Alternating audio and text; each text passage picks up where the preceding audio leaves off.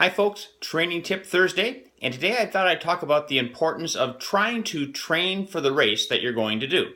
Now, at first glance, you're probably saying, well, that's a pretty stupid comment. Obviously, I'm going to train for the race I'm going to do, but I'm talking more about the paces. I'm talking about other aspects of the race that you want to consider in your training if you can. And I really want to emphasize if you can, because sometimes you can do some of the things, sometimes you can't do any of them. I've had many races like that, and that's perfectly fine. But if you have the situation where you can do some of the things that will help you with training for the race, you got to do those. So what are those things? So you've got the condition of the course. Is it a hilly course? Is it a rolling course? Is it a flat course? Lots of turns, whatever. You've got the day of the week that race is taking place on. Then you've got the time of day.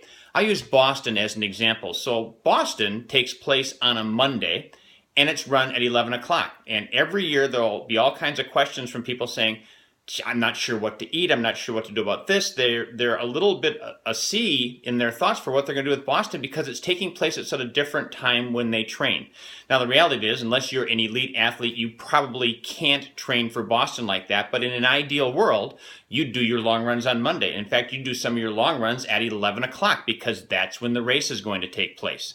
You do your runs on a hilly course because that's the type of course that Boston is. So the same thing really applies for your races. Now, probably most of you aren't doing a race on a Monday at 11 o'clock. But if you're doing it on a Sunday or a Saturday and whatever that race time is, to the extent you can, it's nice to do your long runs at a similar time so that your body is getting used to that effort that you're going to be doing that. We're not talking so much about a 5 or a 10K, more the half marathon and the marathon. As I said, can you always do that? Absolutely, you can't always do that. But if you can, it's a nice thing to do. One of the other things I mentioned first, conditions of the course. So try and do your training on a course similar to what you're going to be running.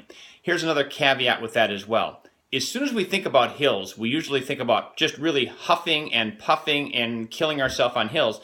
That's not the intent. If you're out to do an easy run and you know your course is going to be a hilly course, it's good to do some of those easy runs on a hilly course, but they should still be easy. That means if I say, hey, do this at a 10-minute pace, you're maybe going to be a 10:30 pace or a 10:45 pace to kind of keep that same effort, and that's perfectly fine. You want to do that. So tip for this week, think about the race that you're doing, what your A race will be. Think about those conditions of the course. Think about the time of the day. Think about the day of the week. And to the extent that you can, try and get some of that in your training.